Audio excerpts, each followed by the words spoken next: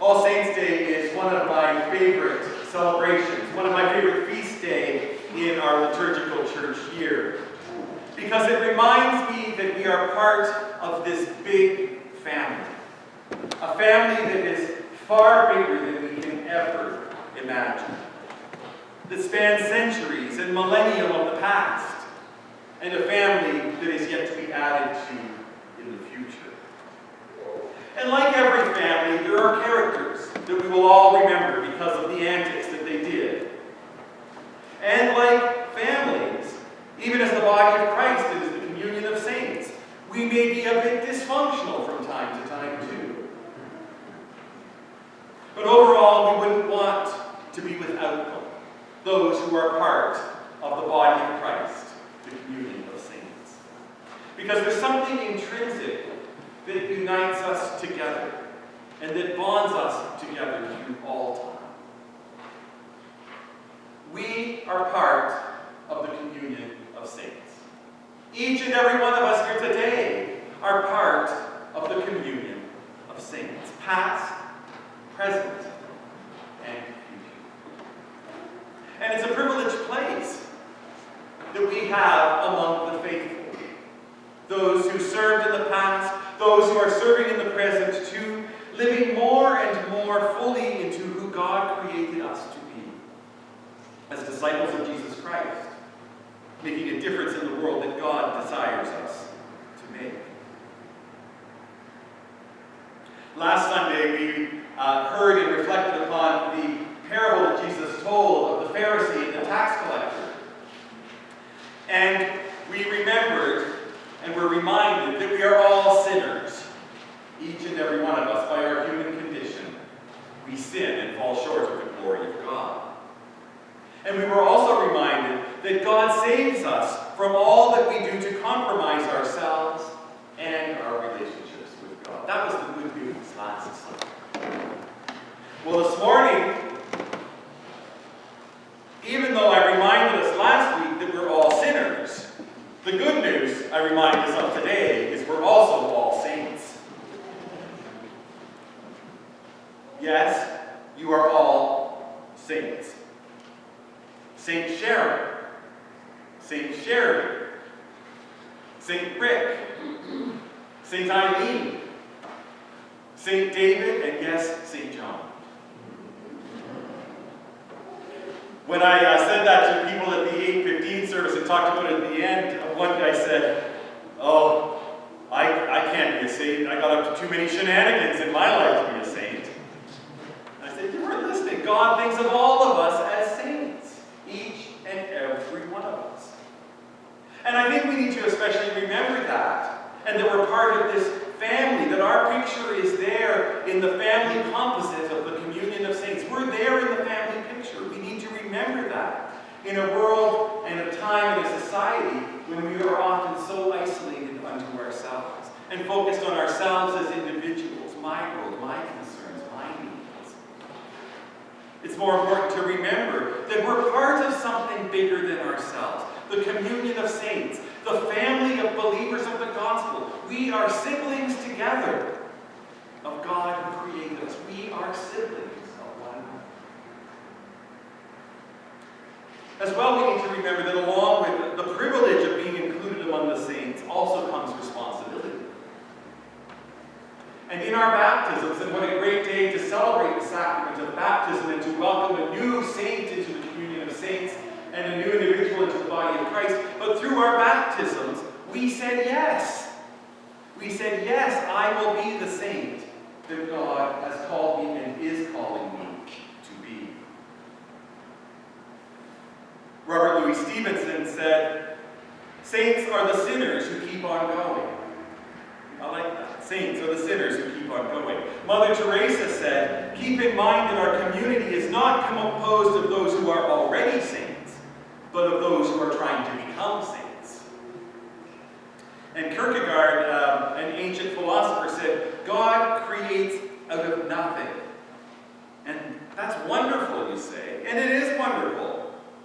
But God does what is still more wonderful.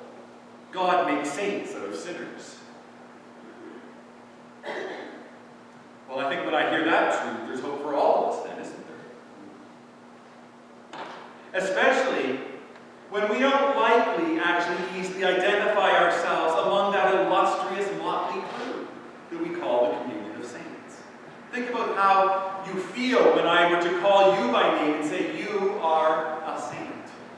Think about how that makes you feel. And at the 9:30 service, I reminded the kids, Audrey, Saint Clara. Don't know what your mother says about that. Don't know what you say about that. But the truth is, we are all saints, and yet we don't identify ourselves as saints. Not very often, anyway. And I wonder why that is.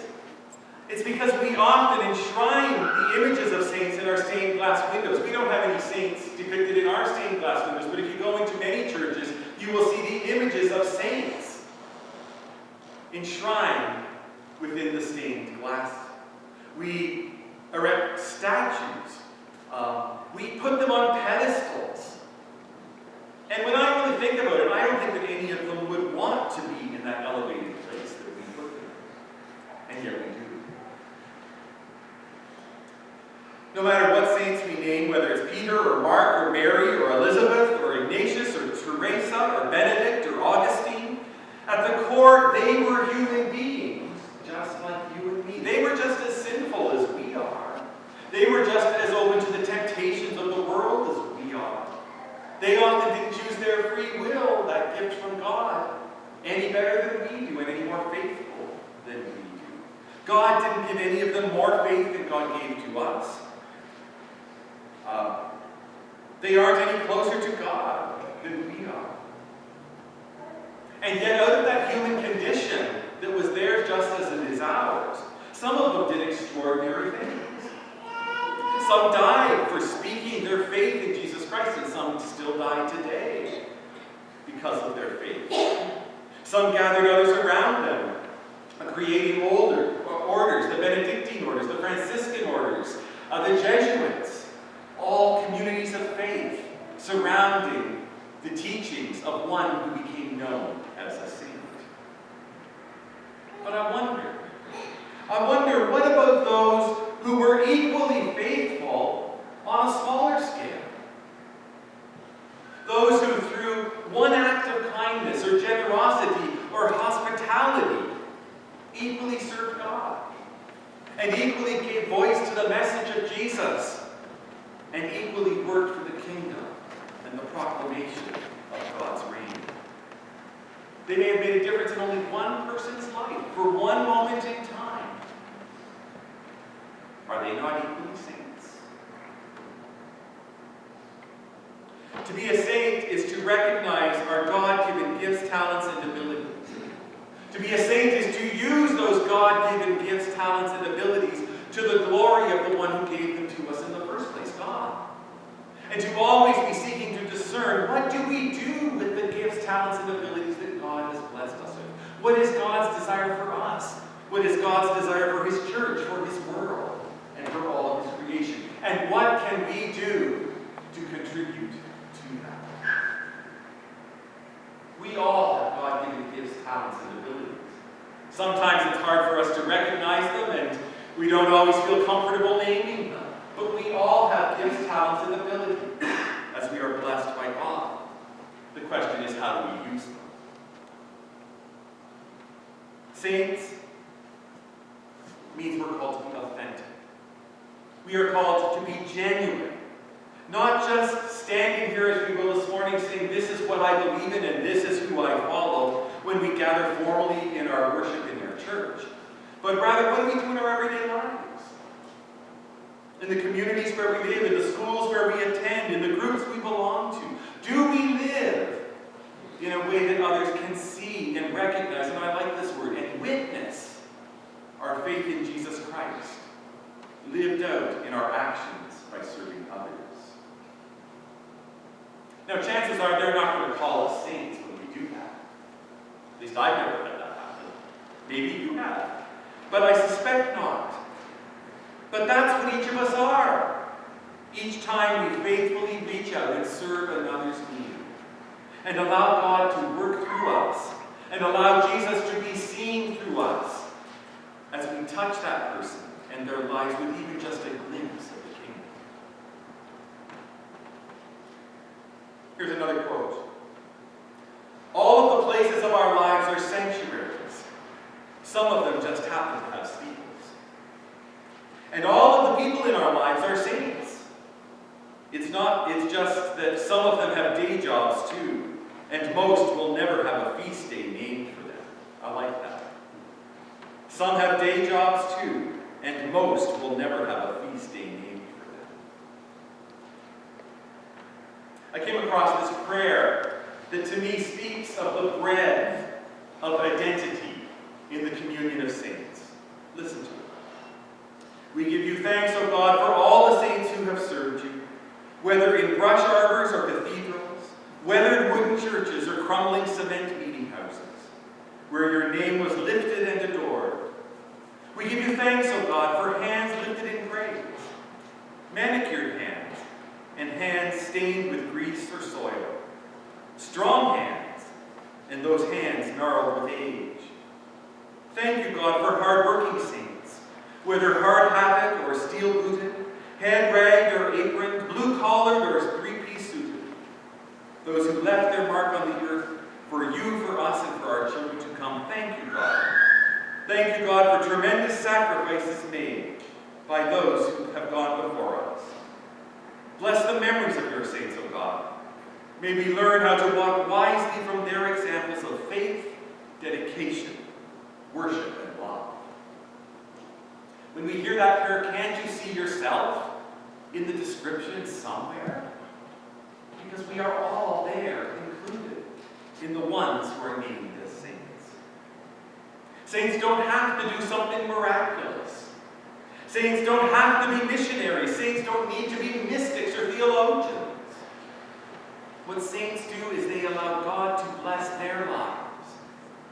And as they use each gift that God has blessed them with for the good of others, they see the kingdom of God themselves, and they show others around them the gift of the kingdom too.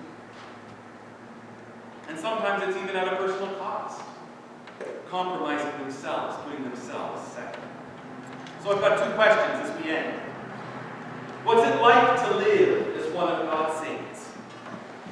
God's saints always look ahead, trusting and knowing and hoping in everything that God calls them to do and who God calls them to be. Even when there's uncertainty. Do you think that the saints of the 1st, 2nd, 19th century ever thought what the church would be like in the 21st century? Do we even know what the church will be like in 10 years, 15 years, 50 years? It will still exist. It may be different. We may worship in homes and not in buildings. Who knows? But what I do know is the gospel will continue, because the saints will continue to be called to proclaim it in one way or another. They will be called to live out God's promise, always looking to the fulfillment of God's promise. And ultimately that fulfillment is the kingdom of God. And the second question is, what does a saint look like? And I was tempted to bring in a big mirror and say, look in the mirror. Look at the image and see yourself. Because that's exactly what a saint looks like. Flawed, broken, and maybe even wrinkled. But when you look in that mirror, what gets reflected back in your image is the saint that you are called to be. Thomas Merton was a 20th century theologian, and he said, "For me to be a saint means to be myself. Therefore, the problem of sanctity and salvation is, in fact, the problem of finding out who I am and discovering my true self." And in truth, discovering our true self in life and in faith, that's a lifelong journey. And sometimes we don't even get the whole picture of who we are at the end of our lifelong journey either. But we picked up glimpses along the way that we put together. And we need to remember there's no shortcuts along that journey. But there can be lots of detours along the way. There can be times of construction that are pretty bumpy. all coming together to give that picture of our lives as the faithful saints that God has called us to be.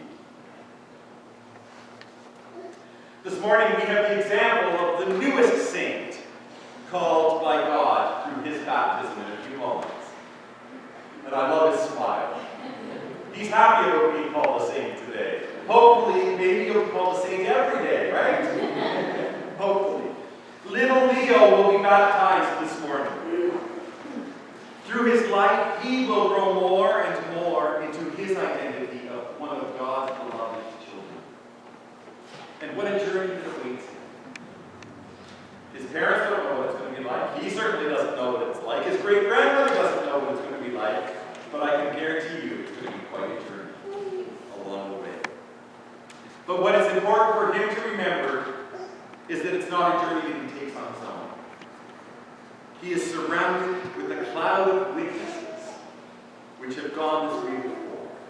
The communion of saints, of which he becomes an equal member today. For Leo and for each of us here this morning, when we faithfully place ourselves in God's presence, when we trust in God's promise, I guarantee you new possibilities in life and ministry become visible. I've seen it happen, and it will continue to happen. And we will have a role to play, each and every one of us. A role to play in the story of God's saving work and in the building up of God's kingdom. So on this Feast of All Saints Day, may we each recognize ourselves in the family portrait of the communion of saints. May we never forget who we are as followers of Jesus Christ. And may we boldly live out our discipleship, in season and out of season. Whether the road is smooth or rough, whether we can see the way ahead or whether it's foggy and vague. And in so doing, may we always ask ourselves, what can we do? What can I do as individuals, as the church, to be the saints we're called to be? And so now the challenge for you is when you go home, look in the mirror and say to the image you see there, you are one of God's faithful saints. Look at the image of yourself and say, I am a faithful saint among the communion of saints. And for that we say, thanks be to God. Amen.